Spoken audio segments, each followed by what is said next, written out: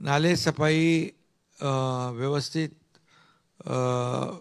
झाली पाहिजे यासाठी मी स्वतः 5 नाले जे मोठे नाले आहेत याचा पाणी दौरा केला.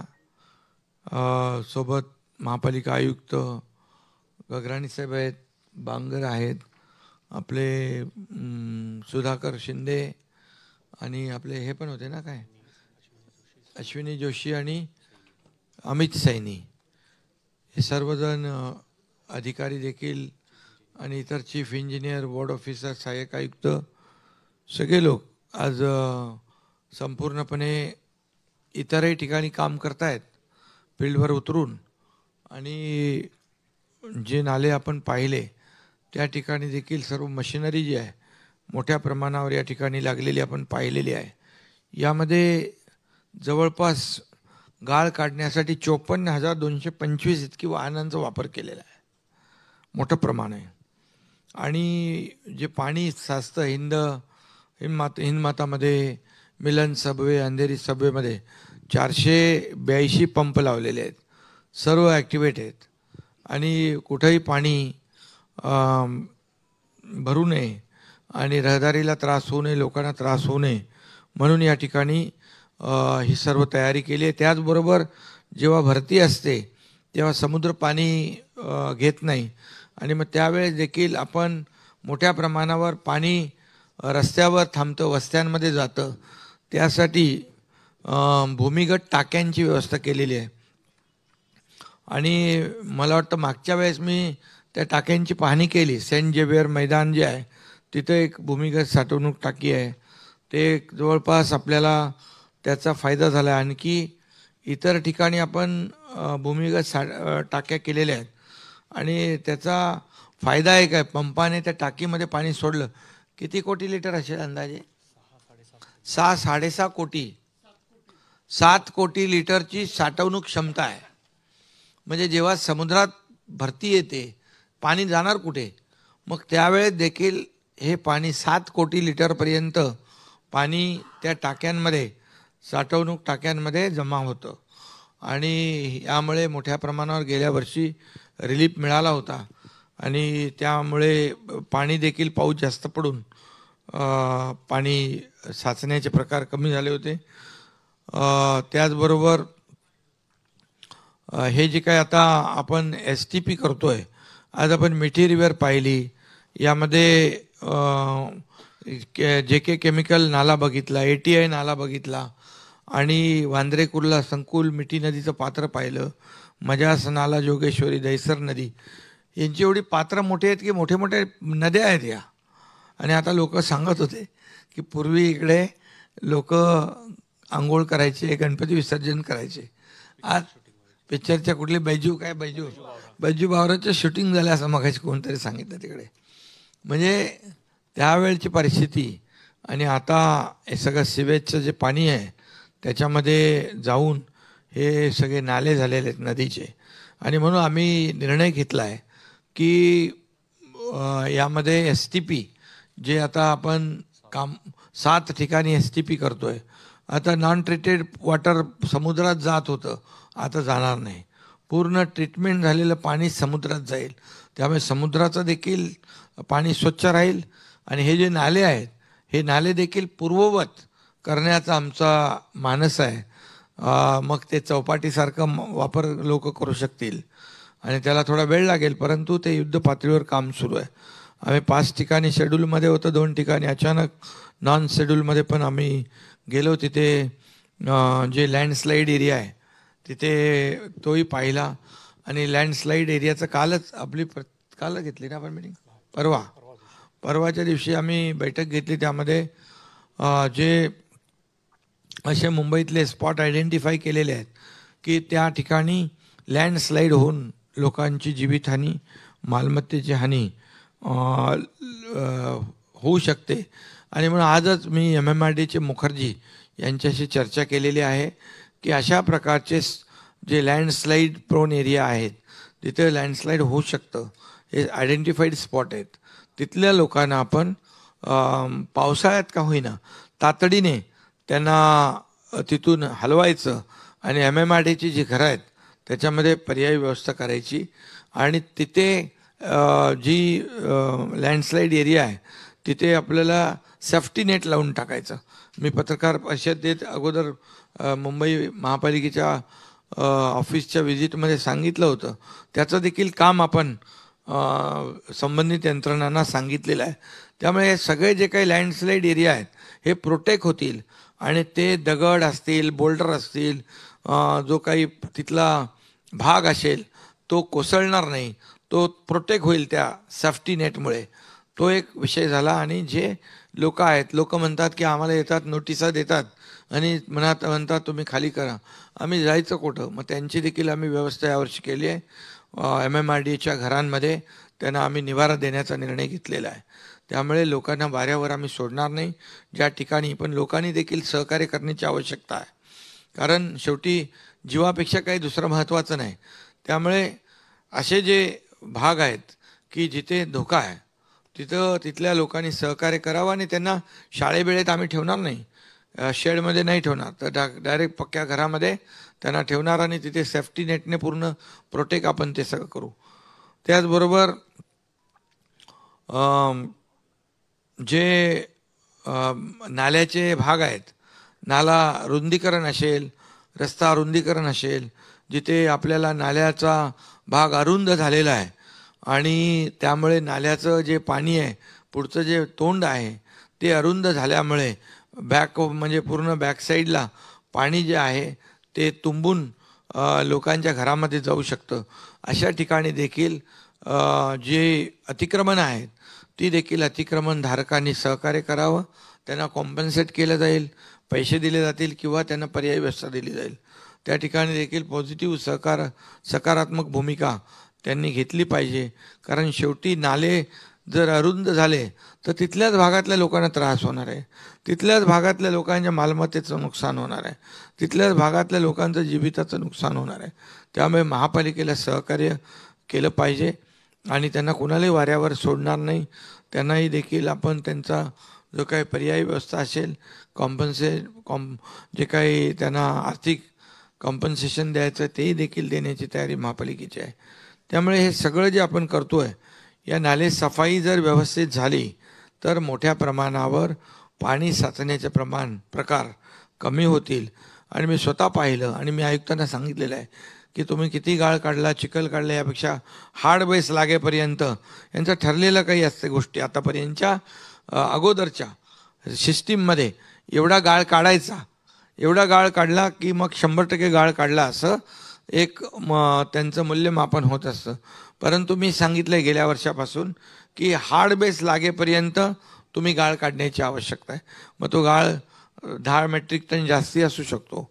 तर गेल्या वेळेस केल्यामुळे त्याचा फायदा झाला आणि आताही नालेसफाई जी आपण पाहतोय तिथे देखील काही ठिकाणी हार्डबेस लागलेला पाहिला, काही ठिकाणी अजून लागलेला नाही. तिथं नाल्याचं काम, साफसफाईचं काम सुरू आहे. दुसरं ते जलपर्णी काढण्याचं देखील ती मशीन, आपली स्ट्रक्चर मशीन, ती एक काम करते आहे. तर एक सर्व बाजूंनी आपण काम करतोय. आपले फ्लड गेट जे आहेत ते देखील ॲक्टिवेट आहेत सगळे. आणि त्यामुळे यावेळेस नालेसफाईमध्ये काही मला वाटतं त्रास होणार नाही. आणि ज्यावेळेस अगदी जोरात पाऊस पडेल त्यावेळेस देखील महापालिकेला सांगितलेलं आहे, जिथे रेल्वे ट्रॅकमध्ये एक आपण डीप क्लीन ड्राईव्ह जसं घेतलं तसं रेल्वेसोबत आपण एक डीप क्लीन ड्राईव्ह या ठिकाणी घेण्याचा आपला विचार आहे. रेल्वेच्या अधिकाऱ्यांशी बोलून किंवा तिकडे देखील हे पाणी साचण्याचे प्रमाण जे आहे आणि त्यांच्या हद्दीतले जे नाले आहेत ते देखील साफ केले जातील. एअरपोर्ट अथॉरिटी आहे, म्हाडा आहे, MMRD आहे, हे सर्व टीम म्हणून काम करेल. आणि हे जे काही मोठे मोठे नाले नदीसारखे आहेत या ठिकाणी जेव्हा STPमध्ये जे ते ठिकठिकाणाहून पाणी जे येतं, सांडपाणी, त्याच्यामुळे हे सर्व पाणी दूषित झालेलं आहे. हे एक सिवर लाईन काढून डायरेक्ट STPमध्ये टाकलं तर हे सगळं जे पाणी आहे हे पूर्ववत होईल आणि तशा प्रकारचा प्लॅन आहे. आणि म्हणून मला वाटतं आणखी पावसाळ्यापूर्वी जी कामं, रस्त्यांची कामं आहेत, रस्त्यांची डागडुजी आहे, मास्टिकने रस्ते डागडुजी करण्याचा आमचा निर्णय झाला आहे. आणि ज्या रस्त्यांची कामं सुरू आहेत ती ॲट पर लेवलला आणून बाबा तिथे कुठेही पाणी साचणार नाही याचं ॲट ग्रेडला काय म्हणतो तसंच ना तुमचं असतं ते लेवलला आणलं की मग सेफ लेवल केली की त्याचं नुकसान होणार नाही, पाणी तुंबणार नाही आणि त्यामुळे लोकांना त्रास होणार नाही आणि रस्त्यांना खड्डे नसतील अशा प्रकारचं नियोजन मुंबई महापालिकेने केलेलं आहे. पाऊस गेल्यानंतर तात्काळ आपलं पुन्हा कॉन्क्रीटचे रस्ते जे आहेत ते पुढच्या 2-2.5 वर्षामध्ये 100% कॉन्क्रीटचे होतील अशा प्रकारचं नियोजन आहे. म्हणजे पुढच्या 2-3 वर्षामध्ये म्हणजे खड्डेमुक्त मुंबई अशा प्रकारचं जे धोरण आपण घेतलेलं आहे आणि त्यामुळे नक्कीच या मुंबईमध्ये लोकांचा प्रवास सुखकर होईल. जिथे जिथे मेट्रोची कामं सुरू आहेत त्यांनाही सूचना दिलेल्या आहेत. MMRDA, म्हाडा, रेल्वे या सर्व यंत्रणा ज्या आहेत या यंत्रणा एक सर्व टीम म्हणून काम करत आहेत. मला वाटतं एवढं सगळं नीट आपण केलं तर पाणी साचण्याचे प्रकार होणार नाहीत आणि फील्डवर जसं आयुक्त आणि त्यांची टीम फील्डवर फिरते, फील्डवर फिरल्यामुळे आपल्याला ॲक्च्युअल काय परिस्थिती आहे माहीत पडते आणि मग तिथे आपल्याला ऑन द स्पॉट डिसिजन घेणं शक्य होतं. आणि म्हणून अधिकाऱ्यांना देखील सूचना केलेल्या आहेत की आपापल्या भागामध्ये कुठेही पाणी साचणार नाही. नाले सफाई राहिली असेल कुठे छोटे मोठे नाले, काही आता छोटे नाले राहिलेले आहेत, मोठे नाले काही आहेत, प्रायव्हेट मोठ्या संकुलांच्या आतमध्ये नाले आहेत, ते देखील नाले आपण शेवटी त्याचा त्रास मुंबईकरांना होणार आहे. तिथे देखील आपल्या JCB पोकलेन घालून ते सफाई केली पाहिजे आणि अधिकाऱ्यांनी पूर्णपणे हे मान्सूनचं जे आपलं सगळा जो काही कालावधी आहे यामध्ये फील्डवर राहून काम केलं पाहिजे. आणि मी नेहमी सांगतो चांगले अधिकारी काम करतात त्यामुळे पाणी साचत नाही, परंतु हे सगळ्यांनी पाळलं पाहिजे. जिकडे पाणी साचेल मात्र त्या ठिकाणी काम चांगलं झालं नाही अशा प्रकारचा समज करून मग तिथे कारवाई देखील करायला शासन मागे पुढे बघणार नाही. त्यामुळे आज सगळे लोक काम करत आहेत आणि आज नाले सफाईचं काम सुरू आहे आणि लवकरच ते 100% पूर्ण होईल अशा प्रकारची अपेक्षा या ठिकाणी मी व्यक्त करतो. आणि महापालिकेला देखील सर्व अधिकाऱ्यांना असं आपलं झिरो कॅज्युअल्टी मिशन आपण एक आपलं मिशन आहे, कुठेही जीवितहानी होऊ नये पावसामुळे अशासाठी आपला प्रयत्न आहे आणि त्यामध्ये देखील शासनाचं सहकार्य आपल्याला मिळेल, डिझास्टर मॅनेजमेंटचं सहकार्य मिळेल. कालच्या बैठकीमध्ये परवाच्या सर्वजण होते, army, navy, air force, NDRF, SDRF सगळी टीम होती आणि त्यांनी सांगितलेलं आहे की कुठेही कधीही काही आवश्यकता लागली तर आम्ही आपल्या मदतीला एकदम अलर्ट आहोत. त्यामुळे मुंबई महापालिका अलर्ट आहे.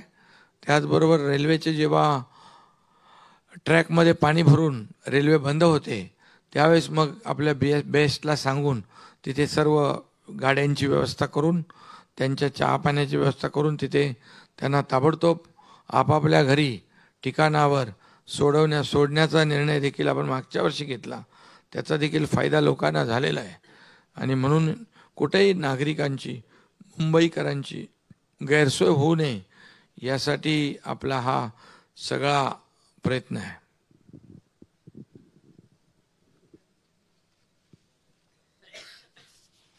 बाकी धोकादायक इमारतींमधले जे लोक आहेत त्यांना देखील आपण C1 ना तुम्ही म्हणता ते C1 कॅटेगरीमधले त्यांना देखील आपण जे अगदी कधी पडू शकतात अशा लोकांना देखील पर्यायी व्यवस्था जी आहे आपण त्याच्यामध्ये MMRDAच्या घरांमध्ये करण्याचं नियोजन केलेलं आहे. त्यामुळे त्यांनी देखील सहकार्य करणं गरजेचं आहे आणि जे नाल्याच्या आजूबाजूचे लँडस्लाईड एरियातले त्याही लोकांनी सहकार्य करावं जेणेकरून कुठली जीवितहानी होणार नाही.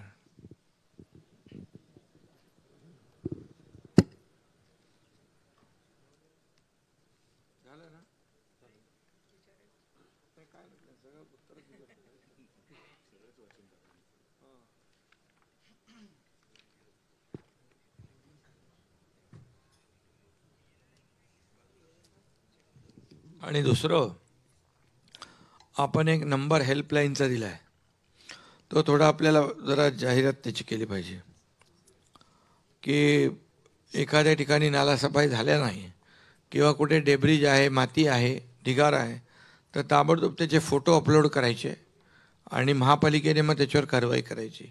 अशा प्रकारचा देखील एक निर्णय आपण घेतलेला आहे आणि त्याचाही फायदा लोकांना, इमिजिएट जागरूक नागरिकांना महापालिकेच्या लोकांचे संपर्क साधण्यामध्ये होईल.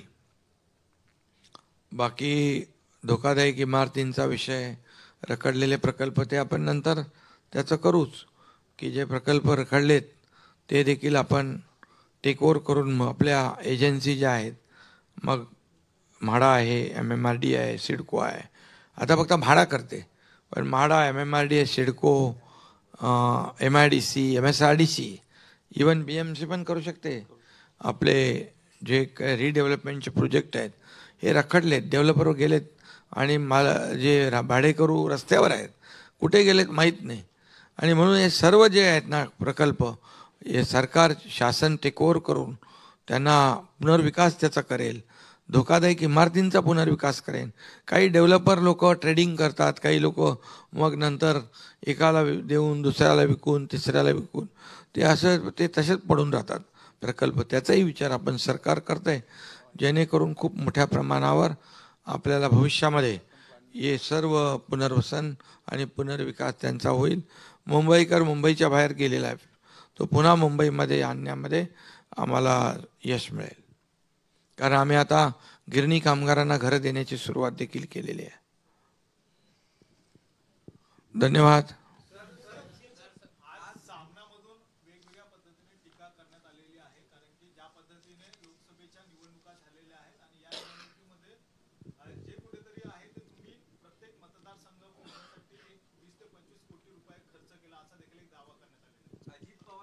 फोडण्यासाठी मतदार संघ फोडायचा काय कर.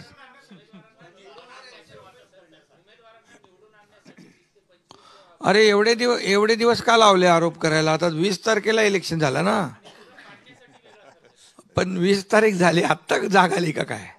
अरे बा, आता नाले सफाई आम्ही करतोय, तिजोरी साफ करण्याची ज्यांना सवय आहे, आम्ही नाले सफाई तर करू द्या आम्हाला. इतके वर्ष एवढं मेट्रिक टन काढला, एवढं हे केलं, आणि त्याच्या नावाखाली जी काय हातकी सफाई झाली, ते आता ते आता त्याची चिंता आता त्यांनी आता आमच्यावर सोडावी नाले सफाईची. कारण नाले सफाई आम्ही गेल्या वर्षी हातात घेतल्यापासून बिलकुल पाणी नाही साचलं, सुदैवाने याही वर्षी साचणार नाही. आणि रस्त्याचं कॉन्क्रिटीकरण करायला कोणी थांबवलं तितके वर्ष? 3000 कोटी रुपये रस्त्याच्या कॉन्क्रिटी दुरुस्तीमध्ये 10-15 वर्षामध्ये घालण्याचं कारण काय ते आम्हाला सगळं माहीत आहे ना. रस्त्याच्या दुरुस्तीमध्ये हे जर कॉन्क्रीटचे रस्ते 10 वर्षापूर्वी केले असते, तुमचे एवढे पैसे वाचले असते, लोकांचे बळी गेले नसते, लोकांना खड्ड्यातून प्रवास करावा लागला नसता. याचा हिशोब देणार की नाही?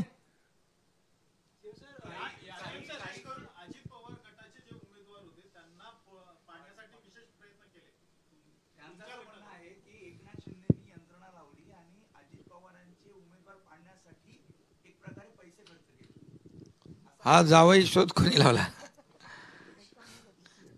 अरे, आमची महायुती आहे आणि तुम्हाला सांगतो, महायुती मजबूतीने काम करते. निवडणुकांचा रिझल्ट 4 तारखेला येईल, तेव्हा कळेल सगळ्यांना, दूध का दूध, पाणी का पाणी.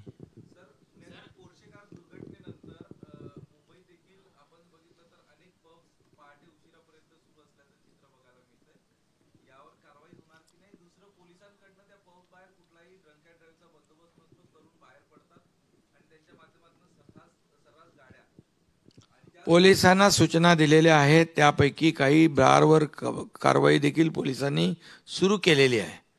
अनधिकृत पब, अनधिकृत बार अगदी वेळेपेक्षा जास्ती काळ सुरू असतील तर त्यांच्यावर पोलीस कठोर कारवाई करतील, कुणालाही सोडणार नाहीत.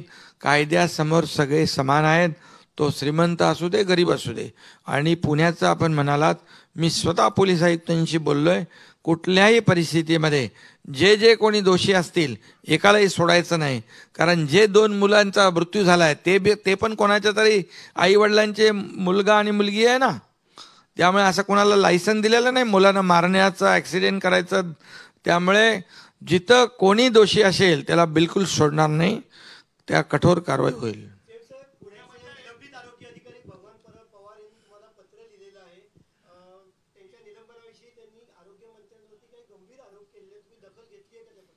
ते पाहता आता निवडणुकांमध्ये पत्र आलं असेल, मी पाहतो आणि त्या पुढची कारवाई करतो.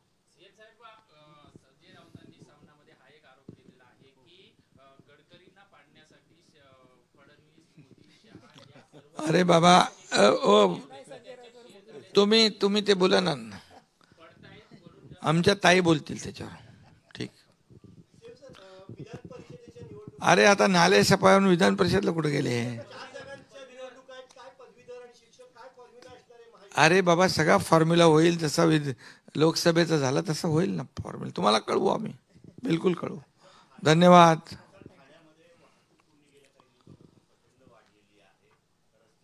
ठाण्यामध्ये घोडबंदर रस्त्यावर जो एक चढांचा भाग आहे, घाट आहे तिथे छोटा, त्याचं रस्त्याचं दुरुस्तीचं काम चालू आहे, मास्टिकचं काम चालू आहे. त्यामुळे थोडी ट्रॅफिक होईल पण ते जर रस्त्याचं काम कंप्लीट झाल्यानंतर बिलकुल सगळे ट्रॅफिक स्मूथ होईल.